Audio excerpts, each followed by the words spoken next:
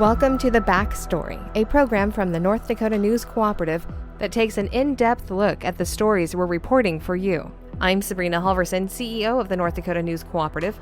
Joining me is Michael Standaert, our lead reporter. All right, Michael, the latest North Dakota Poll has come out, and this is a poll that is essentially commissioned by us, by the North Dakota News Cooperative. We hire another organization called Mason-Dixon Polling and Strategy to conduct this poll around North Dakota. And this time around, we took a look at how people in North Dakota are thinking about some of the biggest national issues going on right now, from the war in Iran to immigration, the economy, and the presidential approval ratings. So we got some interesting mix of numbers, maybe some surprises in there, obviously some strong opinions on all of these topics. But let's start off with the president and the presidential approval ratings. What are we seeing as far as those ratings here in North Dakota?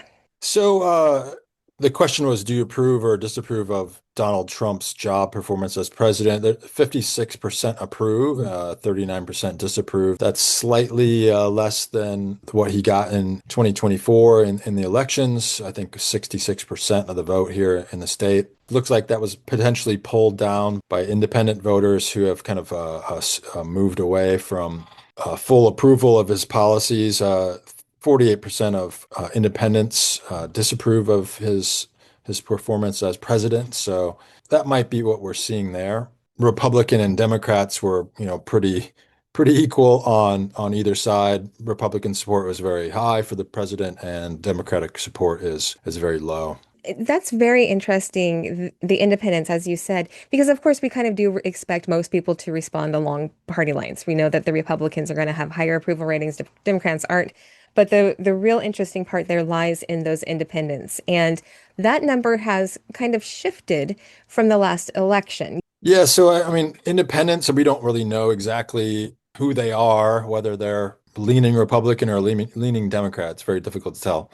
But those people seem to have lessened in support, or have some disapproval of his performance. The other interesting part of this, and what some other people discussed with me upon seeing the results, was this big east-west split. So, Fargo-Cass County, the disapproval rate is 58%. But if you look into Western North Dakota, it's the highest at 73% for the approval rate.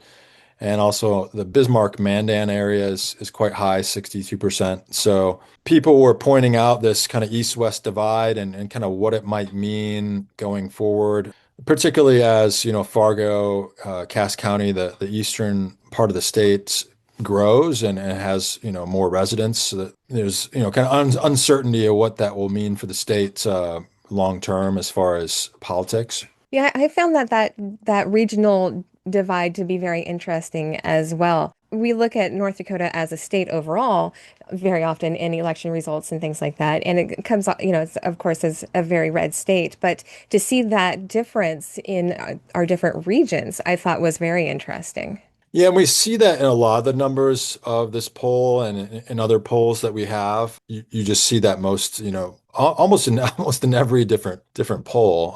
I mean, there were a few things in this poll that didn't have that, but overall, you do see that split.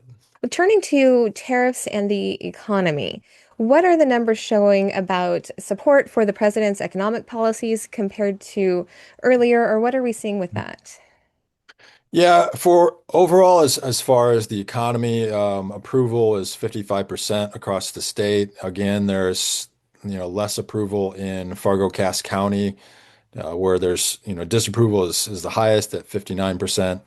So you're seeing that split there. Age groups, there's not too much of a difference, and gender, there's not too much of a difference either. So again, you have this party line, Democrats opposing, Republicans approving, and then a very mixed independence. So approval of the economy by independents was 44% and disapproval was 50%. So they're pretty evenly split. And again, we don't really know exactly who these people are, what their voting record was in the past few elections. So it's kind of difficult to tell what kind of way those people potentially lean. And what individual trends we were seeing with those changes. You've already written three stories on these poll results, and there was a quote in the first one which had the results that we're talking about now in it that I thought was really interesting. And the quote says, "It's all mirroring the national trends, but it's just that Trump started out at a much higher level here in North Dakota and obviously remains more popular here than nationally." I thought that was a really interesting quote, and it's true. That's the way that Uh, we are seeing the trends. So let's take a look at the Iran conflict. The poll showed North Dakotans almost evenly split on support for military action. Can you walk us through what some of those numbers look like? it's pretty evenly split as far as support or opposition to military involvement in Iran. 50% support and 46% oppose. Again, there's strong opposition in Fargo-Cass County, eastern North Dakota, and then a lot more support in, Bismarck, Mandan, and the western side of North Dakota. And again, it's the independents who are kind of pulling those numbers toward the middle. So, 39% of independents said they support U.S. military involvement in Iran, while 53% oppose. What about gas prices? We asked those questions in that same poll, and that would be in yours, the same story there. That would be the second story that we posted. And we asked about gas prices and what are people thinking about that? What did we see here in North Dakota? Yeah, so there's obvious concern about gas prices. 64% of North Dakotans said they were very or somewhat concerned. Another part of the poll asked whether they're actually, changing their driving habits for that. And then we found that, not many people are actually changing those driving habits. Only, 75% of the people here who were polled said they were not taking fewer trips or driving shorter distances because of the increased gas prices. If you're traveling around the country, we still have relatively lower gas prices than many other places. So I think that's not affected people here as much as it has in Hawaii or California or maybe New York State or Illinois has pretty high prices too. So We also asked about oil production in that poll, or in the poll as well. And that was another almost kind of split response. The question was, should the U.S. increase oil production with this Iran conflict going on? And about half, a little more than half, said yes. yeah, 53% said we should increase domestic production of oil. And 35% felt maintaining the current production levels was the best way to go. So some appetite for increasing domestic production. Which is, I just think that's very interesting since we are an oil production state. Yes. It makes a lot of sense for North Dakota to want to increase oil production, I would think. Yes. Let's shift over to immigration, and this would be the third story that you wrote and we posted on our website and sent to our newspaper partners. And immigration, that number kind of surprised some people.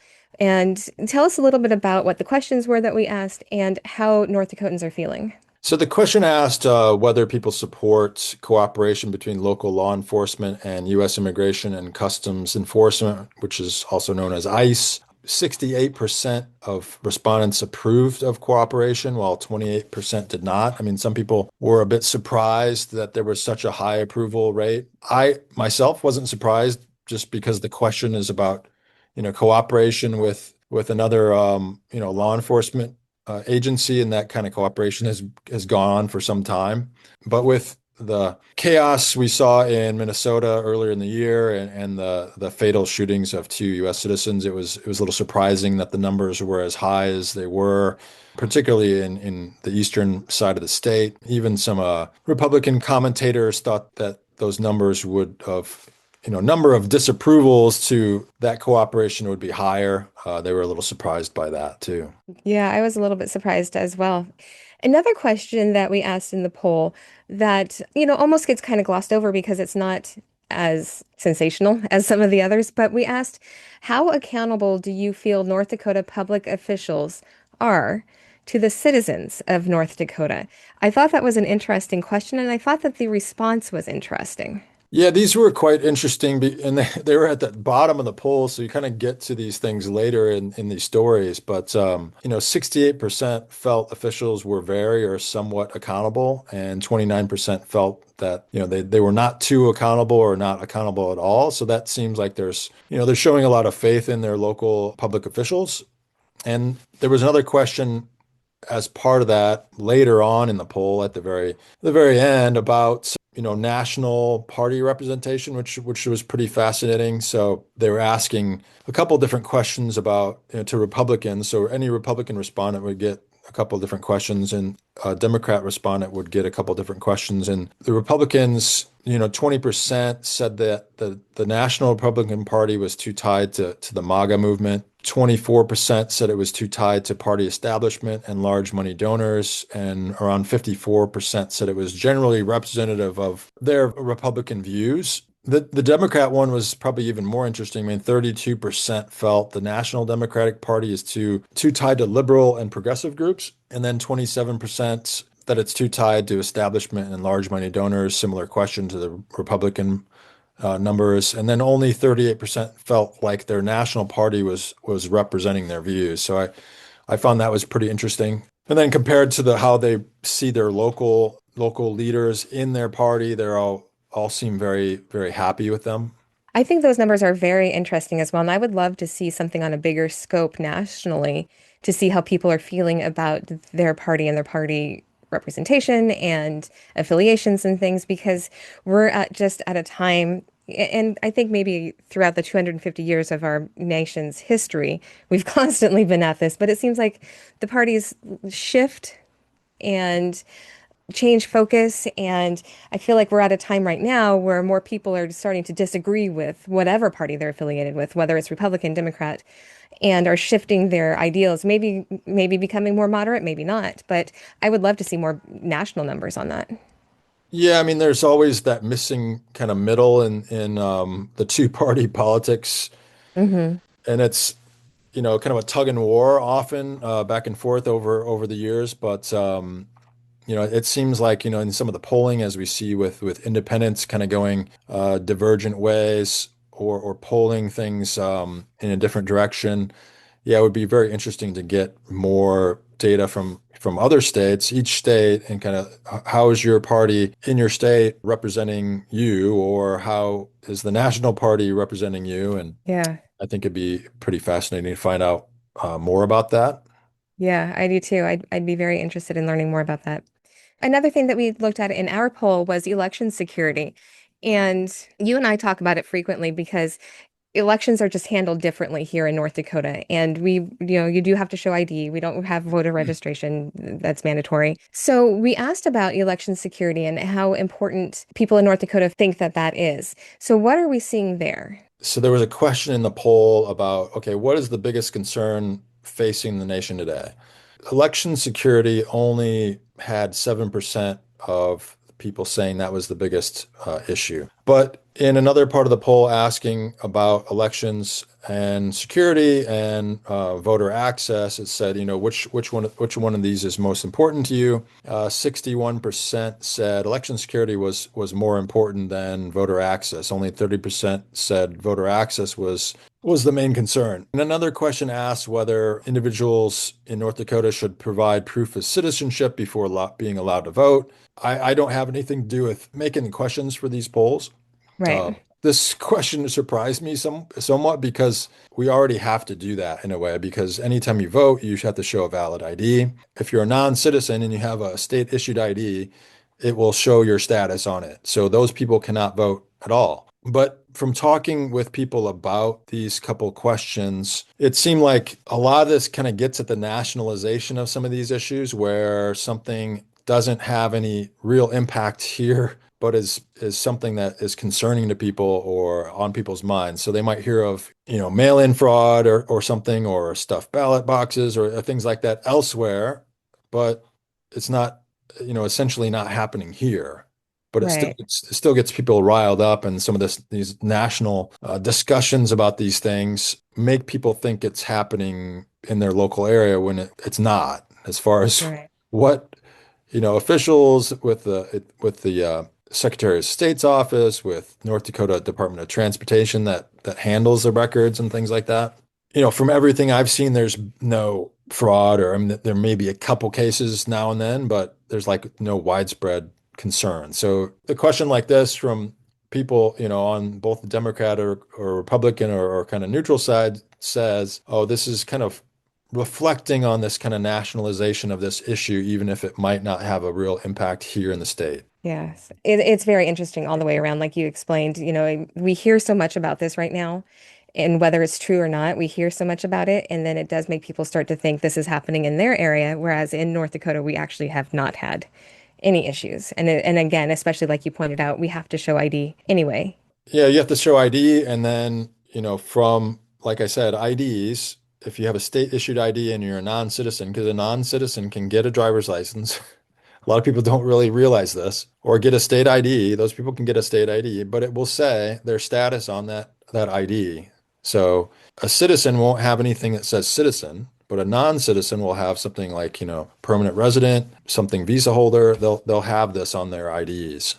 So if Yeah, those it's those people go up to try to vote and you're a responsible election official, you won't be allowing that person to vote. Plus, you won't be able to find them in the records that the state keeps to make sure that each vote is, to one person. Because the state keeps those records. There's no registration, voter registration in the state, but they do match your ID with a person, with you as an individual in their system. right. As a person who's eligible to vote, and Yes. that's what happens when you walk up to your polling place and they ask for your ID, and then they look through the computer or whatever. That's Yeah. what they're looking for, is to make sure you're on the list of people who are eligible to vote, Yeah. essentially. Yeah. Well, So and in smaller towns, everybody kind of knows each other, so yeah, there's problems. So they might think, oh, this is happening in this bigger city or whatever. But if you go into a bigger city voting booth, a voting location, it's very well run here in North Dakota, and they check everything. And if it doesn't check out, you can't vote. right. It's very interesting. And we'll probably get into more of these things too, the closer we get to midterms elections and explain more about the voting process in North Dakota and how secure it is. But I could say one official I spoke with said there were two, this last election, she knew of two non-citizens who had tried to vote. Maybe they were trying to vote and illegally, but she they were didn't really know stopped. the full circumstances, but they were stopped. And then one person who was a U.S. citizen who was not allowed to vote because he didn't have his proper documents, but I think he was previously a non-citizen and had Mm, become a citizen, but he should have been allowed to vote. So someone who was legally allowed to vote was not allowed to vote, and then two people who potentially illegally tried to vote were stopped from voting. So from what we know, that's not very widespread. right. Three people in the entire state, from what Yeah. we know. Yeah. Yes.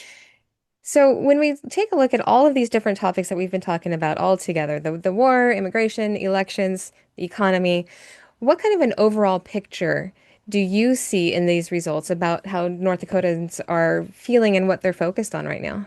I mean, I would say there's concern about long-term impacts. I mean, from what we're seeing as far as concern over oil prices and tariffs, those things may have not hit people very hard right now, but I think there's concern about, whether that's going to be lasting, and whether it will, slowly hit people a bit harder. As we see from the question about changing driving habits, people have not really changed very much. I think one of our polls from earlier in the year on Christmas, people had slightly changed shopping habits at the time because tariffs were hitting, causing inflation, increasing prices and things. So I think people need to keep functioning and driving and shopping, and they're probably trying the best they can with the situation that's presented them. So I think North Dakotans seem pretty resilient and stoic in a way, and just try to keep their nose to the grindstone and press on. So I think we're seeing some of that here in the poll. Yeah, I agree. And just to kind of wrap up here, anytime that we have stories about the poll or when we talk about the poll in the podcast, we always get comments and questions about what was the scientific method, how reliable is this poll, how's it conducted. And so I just want everybody to know that we do put that information on our website. You can head over to newscoopnd.org and check out all of that specific information about how the poll is conducted and who conducts the poll for us. So, and again, anytime you see the North Dakota Poll, that is the poll that we commission through the North Dakota News Cooperative, and we hire an outside firm that handles it for us. Like you said, Michael, you are not at all involved in the forming of the questions. We keep you completely out of it so that your reporting can be completely unbiased, which is what we strive for in all of our stories.